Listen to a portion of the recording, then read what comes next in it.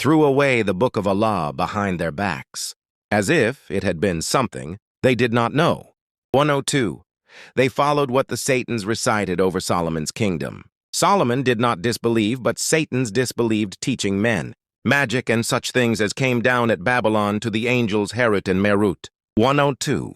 1. Think that by the book of Allah here is meant, not the Quran, but the book which the people of the book had been given, viz., the previous revelations. The argument is that Muhammad's message was similar to revelations which they had already received, and if they had looked into their own books honestly and sincerely, they would have found proofs in them to show that the new message was true and from Allah, but they ignored their own books or twisted or distorted them according to their own fancies. Worse, they followed something which was actually false and mischievous and inspired by the evil one. Such was the belief in magic and sorcery.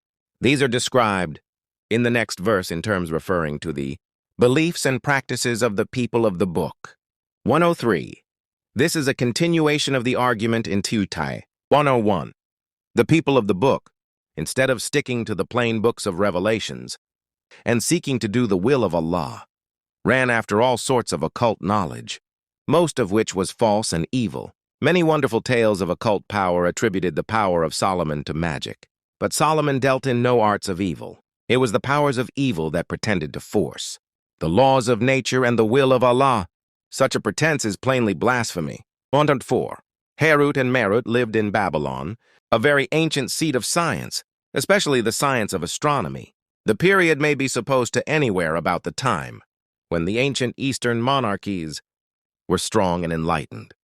Probably even earlier, as Maritu or Madruk was a deified hero afterwards worshipped as a god of magic in Babylon. Being good men, Harut and Marut of course dabbled in nothing evil, and their hands were certainly clean of fraud.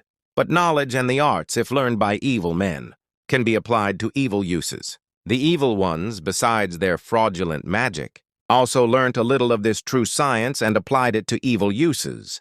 Harut and Marut did not withhold knowledge, yet never taught anyone without plainly warning them of the trial and temptation of knowledge in the hands of evil men, being men of insight. They also saw the blasphemy that might rise to the lips of the evil ones puffed up with science and warned them against it. Knowledge is indeed a trial or temptation. If we are warned, we know its dangers. If Allah has endowed us with free will, we must be free to choose between the benefit and the danger. Among the Jewish traditions in the Midrash, Jewish tafsirs, was a story of two angels who asked Allah's permission to come down to Earth Hut, succumbed to temptation, and were hung up by their feet at Babylon for punishment.